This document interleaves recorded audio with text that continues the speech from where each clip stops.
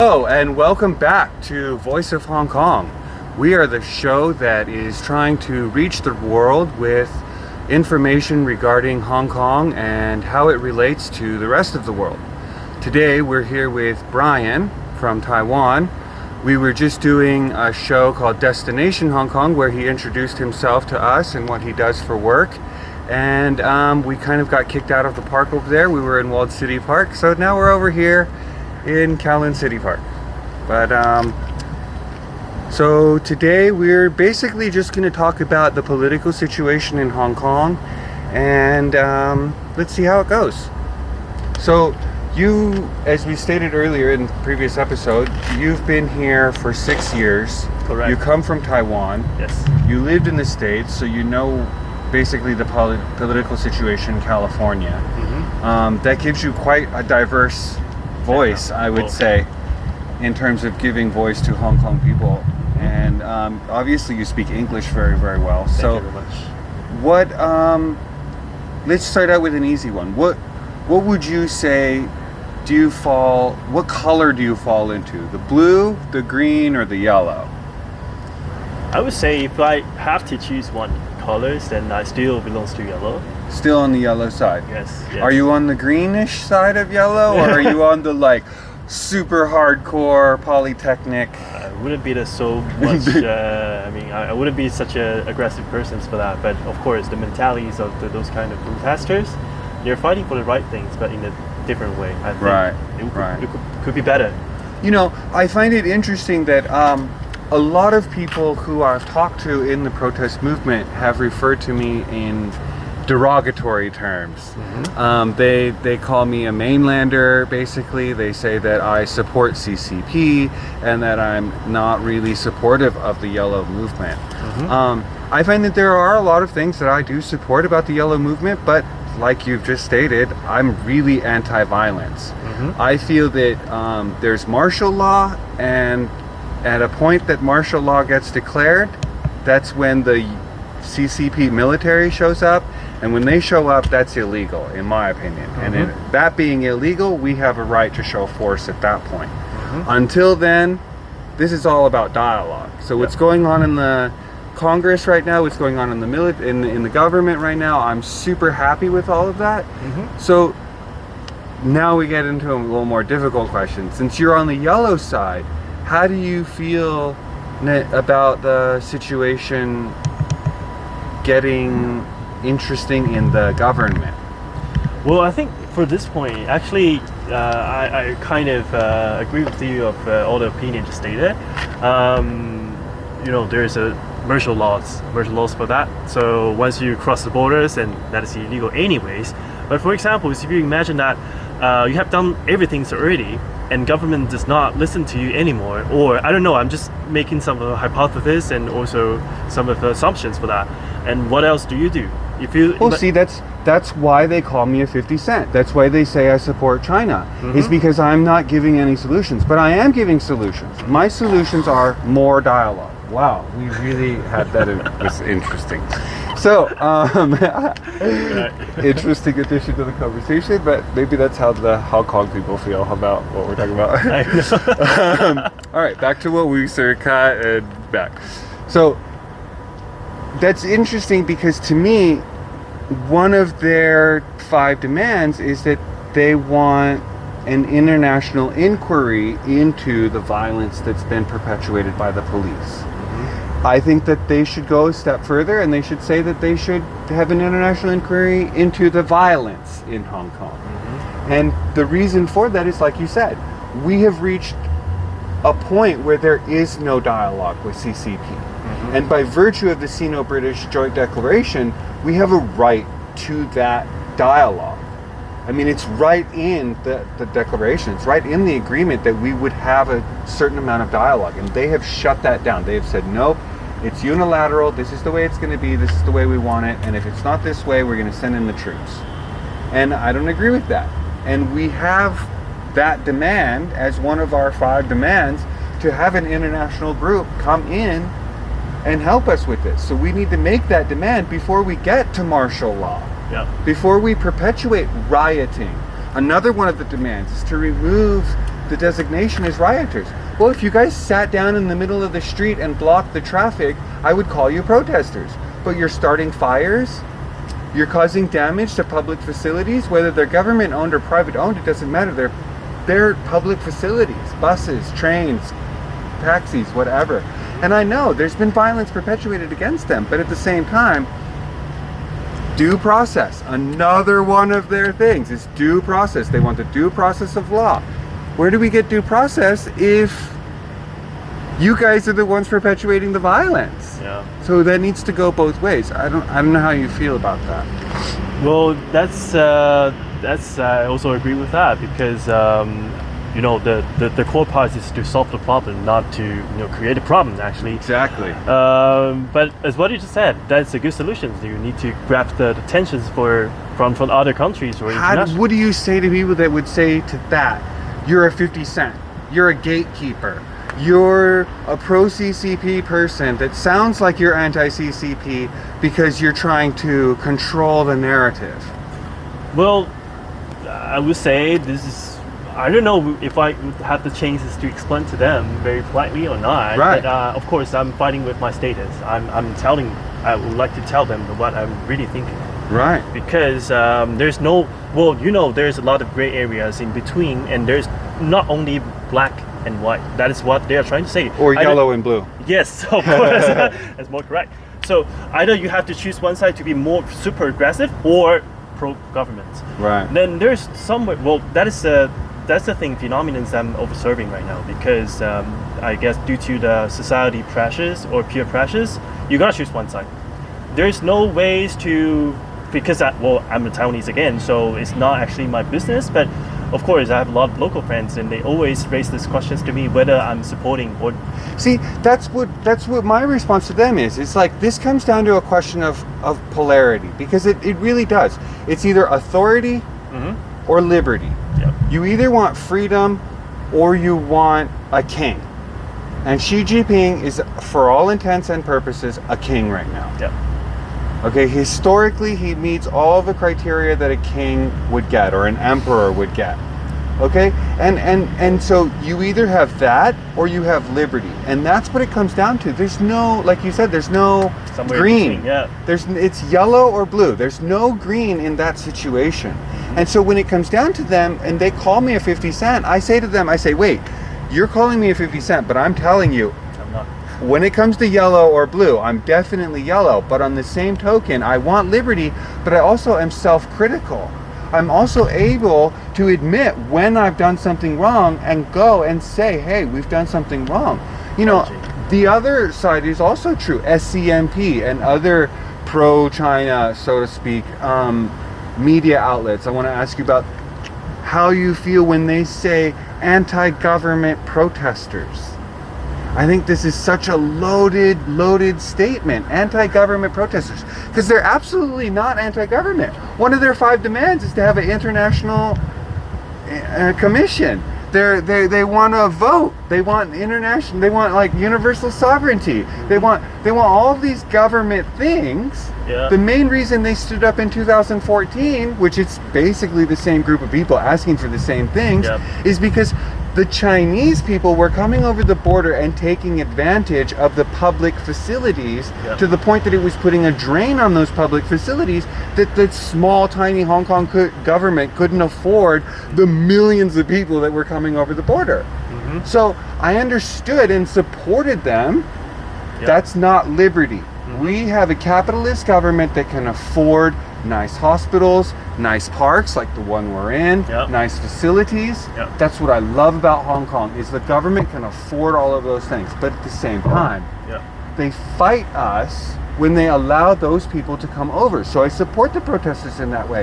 But to call me anti-government because I support the protesters, or to call the protesters anti-government, that I just scratch my head at that. There's no way that any of the 5 demands would tell you that they're anti-government. They're pro-government. They're anti-CCP. If they're anti-anything, they're anti-central government. But they leave that caveat out. How do you feel about leaving that caveat out? Well, that is actually another issues that has been brought by the media, I guess, because when you if you just open the news and look at that, there are some of the writings that are talking about how bad, or not how bad, but how the protesters are behaving. Then, well, in short terms, they don't have much, let's say, the spaces to explain the whole stories of that, and they just said because they are fighting with the police, and police belongs to the government, and now they are anti-government. So that is the stupid explanations for that. But That's they really not a good explanation.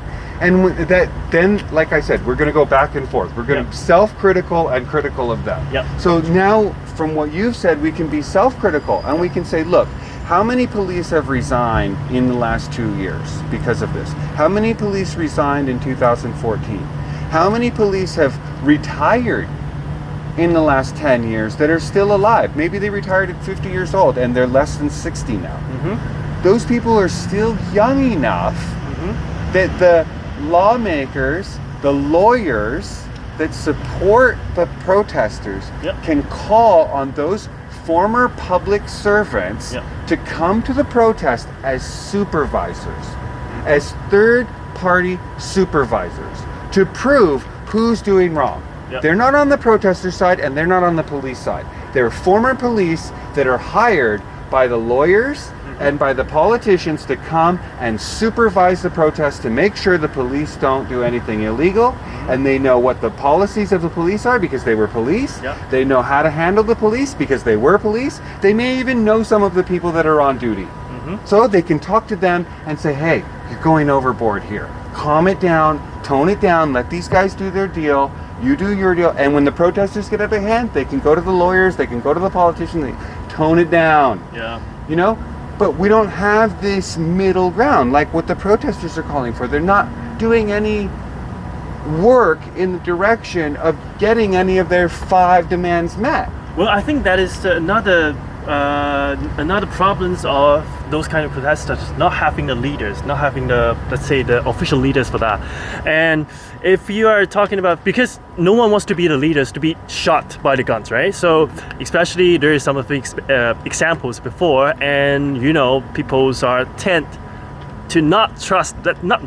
I should use another better words, but I mean, the situation right now. So they don't want to be the first guys that says that I'm the leaders, I want to guide this, I want to state our authorities or our rights for that. So in these situations, under these circumstances, then that is in the chaos, I would say. So I disagree with you there. This is the first time we're really going to disagree, because I really appreciate that it's a leaderless movement, because it allows the ideas to win. Ideas are bulletproof. Okay. And what are the ideas that we're fighting for? We're fighting for those 5 demands. Let's stick to those as the leaders of our movement. We want more government. We want more oversight. We want more understanding. We want more dialogue. Okay? I totally support all those things that they want. Which is exactly what they should have if that's what they want. Because they're the people here. I'm not a Hong Kong person. I'm a tourist.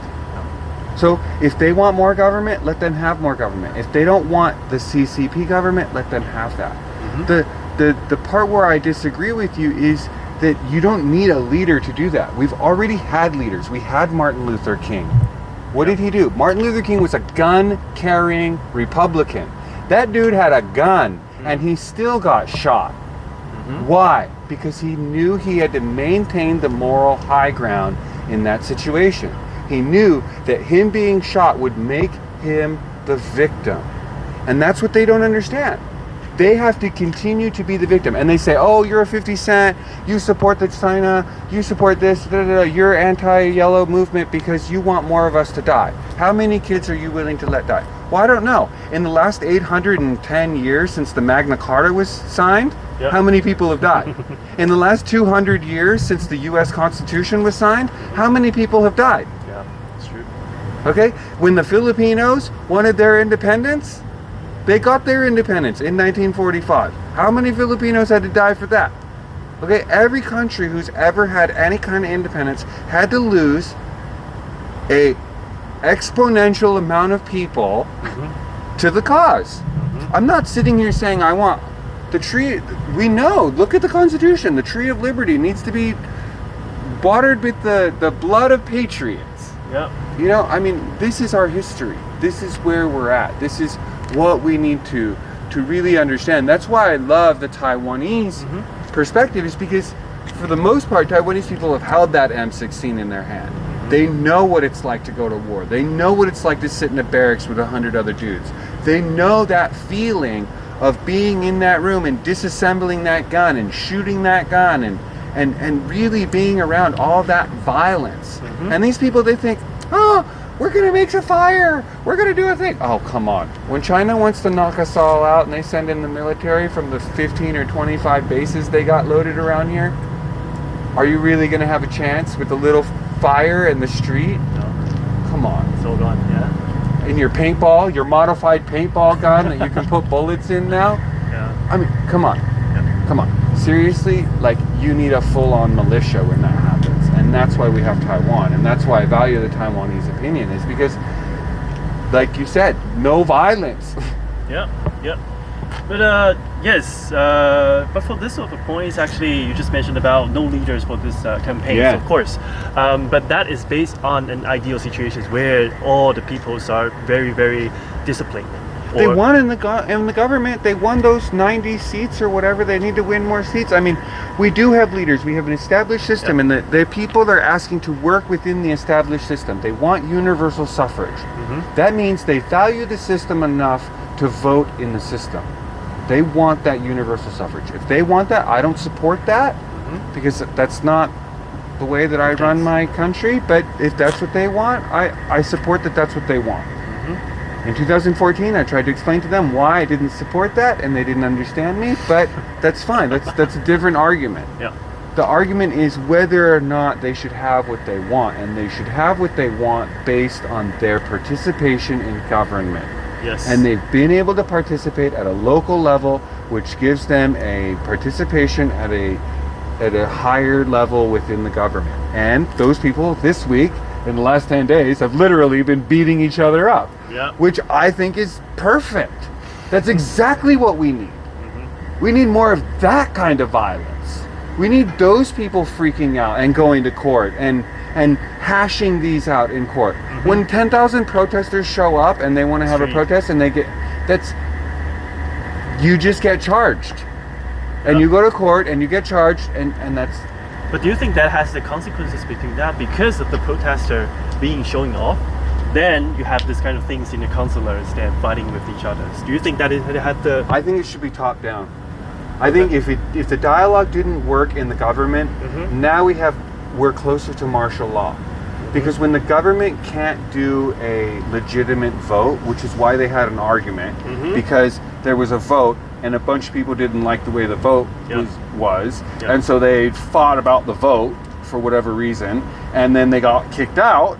And because they got kicked out, Carrie Lam went ahead with the vote, and of course, her side won because all the people that were against her got kicked out from the meeting, which means that the meeting was illegitimate, which means that the vote was illegitimate, which means we can now have due process from the rule of law like the protesters are asking for. If you want rule of law, follow through. Follow through. And you can't be violent if you want rule of law. They are antithetical. That's correct. That's correct. I think to conclude, I think still Hong Kong people needs to stick to the dialogue itself. The dialogue. Stick to the dialogue. Have 1 million people sit down on the street. Have 2 million people sit down on the street and don't move. So much tear gas, so much spray, so much whatever. They just sit down and wait and quiet and let all the cameras roll and let them be victims and let them be victims. Because every time they escalate the force, the police is going to escalate the force. Every time they've escalated the force, the police force has said, don't come and escalate the force. Don't challenge us. We will escalate force. And we have more force than you have because we're not allowed that militia. We're not allowed to own guns privately. Even our airsoft guns are not that great compared to an M16. So, you know, like, we got to look at where we're at and what we're dealing with. We need the police on our side. That's a lot of guns. And if we could get all of those guys off of the blue side onto the yellow side because they get to vote too. That's what I don't understand. Is everyone's DLLM to the police moms. But dude, that guy gets to vote. Yeah. You're saying DLLM to that guy and his mom. They both get to vote. Those are voters. You're fighting for them to vote. They should be on your side. So that's really like you were saying, like we need more dialogue. And if we just had more dialogue, then the police would be on our side. And they would be fighting. They would be going into the Legislative Council and arresting Carrie Lam's side and taking those people out of the court, out of the council, and then throwing the vote. And now we'll see who wins the vote. Yeah. When her people get thrown out for causing a disruption instead of our people. But because the police are on her side, because we've pushed the police onto her side, then we lose in the government. And now we're going to lose in court because we went overboard in court. And now we're going to lose in court. And then, and then it falls downhill and falls downhill. And everybody's making that mistake, that same mistake. Yeah. Escalating force where it's not our job to escalate force. It says in the Sino-British Joint Declaration, international support for your cause must happen. Yes. Whether it's Chinese support or US support because of the US dollar, or the UK support because they have an obligation till 2047 to oversee what's going on here. Yes. Either one of those things, we need to be calling on those people. We need to getting those people involved. We need to be explaining to them that this is your US dollar at stake here in Asia. You lose this foothold and the yuan takes over in Philippines, in Taiwan, in Japan, in Korea.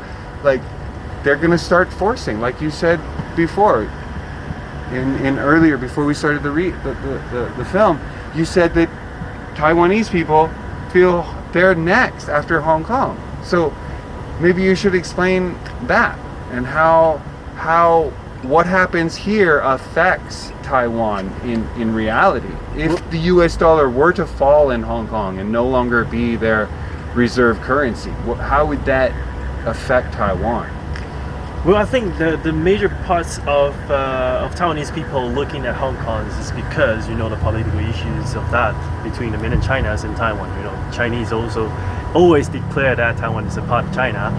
But whereas, Taiwan is in our opinion, is an independent countries where we have democracies, where we have a lot of self-systems for that.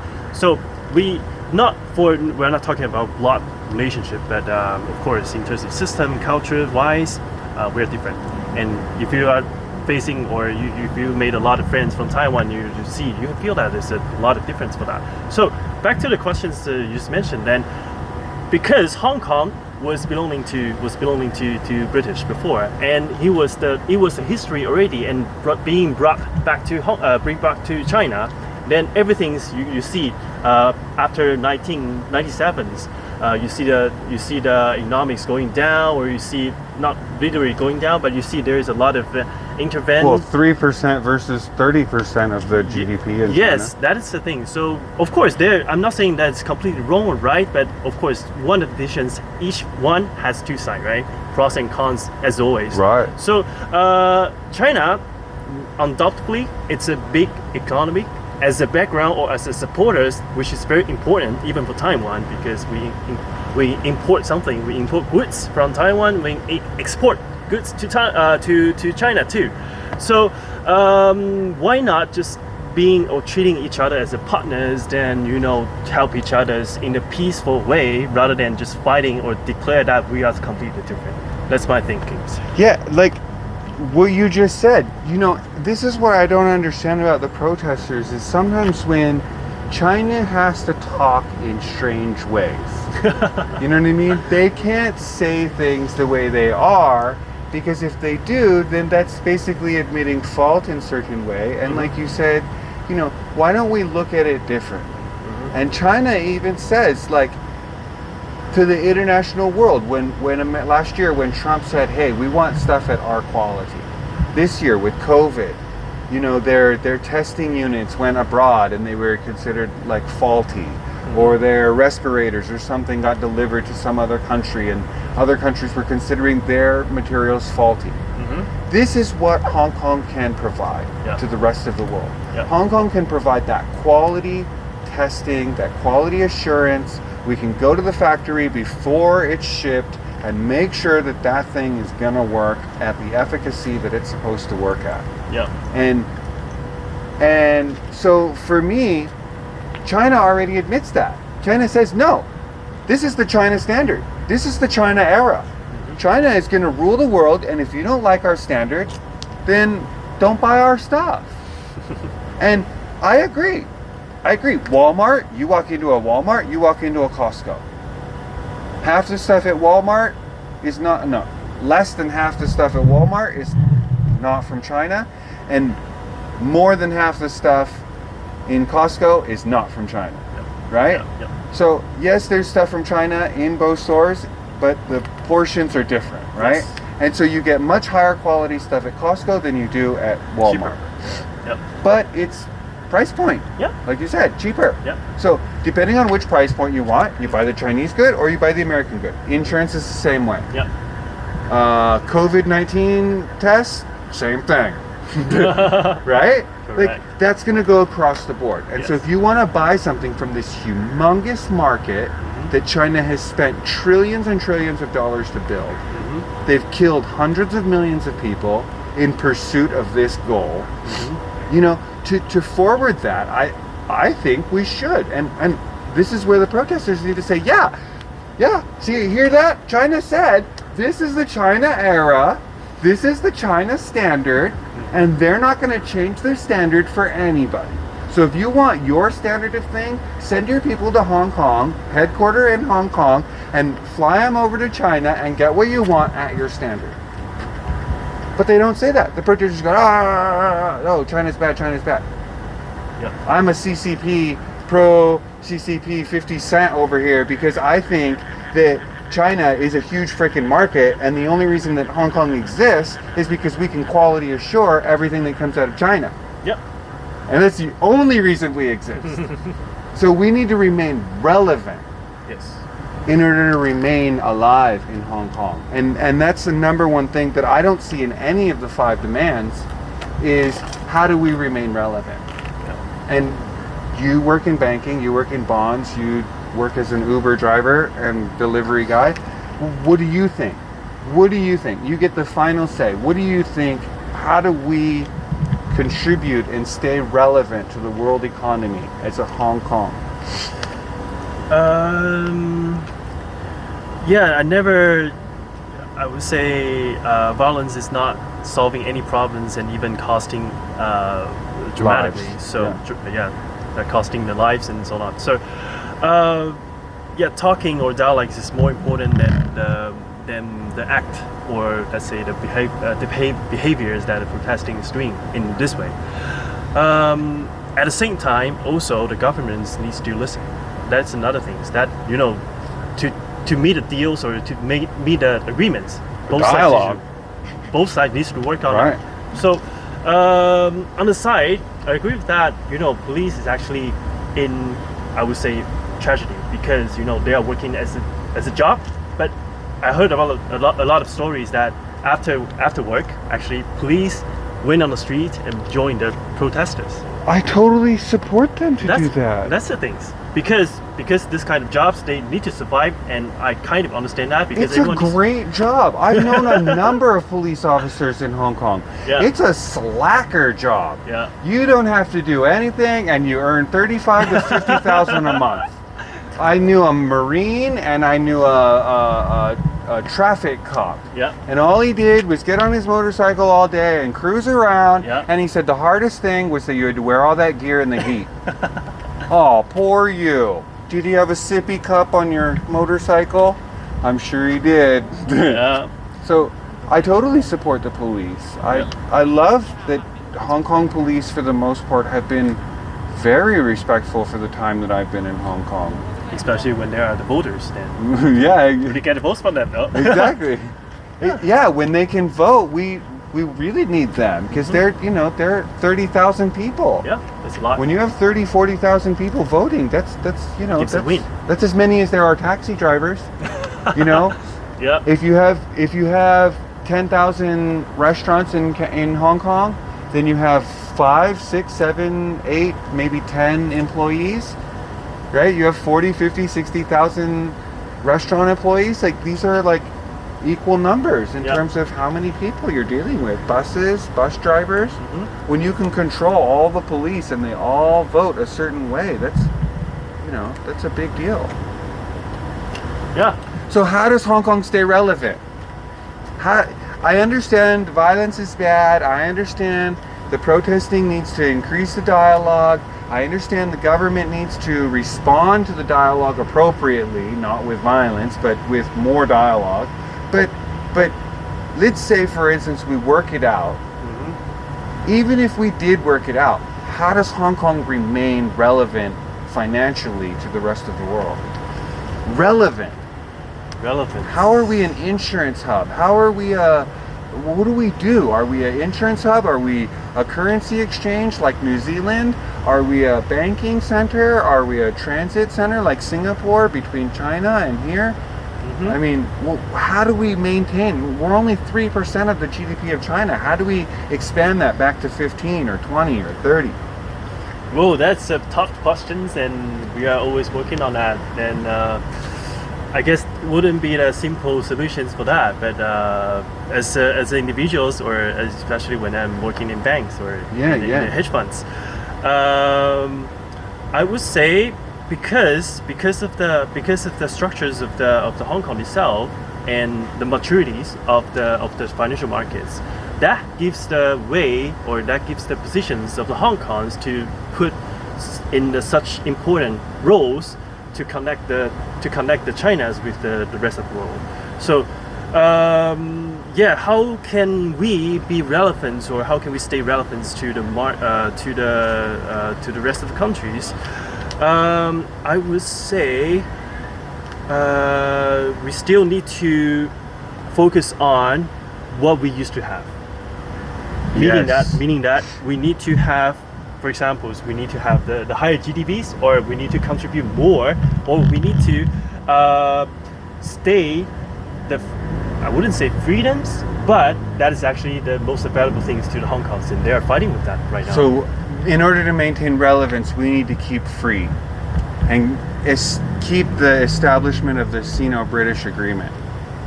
That's my opinions. I'm not saying this is completely right or wrong, but it's just my personal opinion. I have my own opinions about how we should ahead. remain relevant, but I think we should do that in the next episode. No problem. So it was very nice talking to you. I'm sorry that we took so much of your time, but that's fine.